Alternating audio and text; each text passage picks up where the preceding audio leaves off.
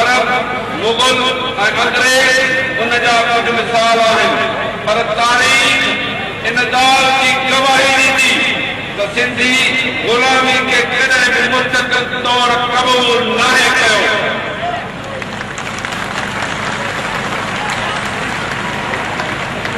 ऐं ॾाढी ग़ुलामी मां पंहिंजे वतन खे आज़ाद करण लाइ सिरनि जा नज़ारा ॾेई आज़ादी हासिल कंदा रहिया आहिनि।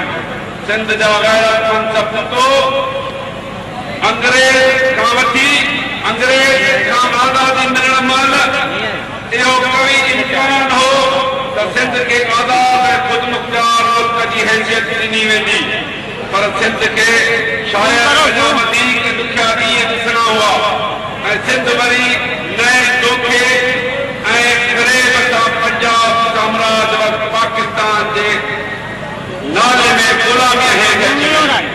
प्यारा भाइयो, मौजूदा पाकिस्तान जा न कल्चरली तौर हिकु क़ौम आहिनि न वरी संदसि रवायतूं हिकु आहिनि न वरी संदन ज़बान हिकु आहे न ई सियासी ऐं इक़्तिसादी मुफ़ाद हिकु जहिड़ा आहिनि। न फ़क़ति एतिरो पर अक्सरती तरह हिकु मज़हब हुजण जे बावजूद बि मज़हबी रवैयनि में ज़मीन आसमान जो फ़र्क़ु आहे।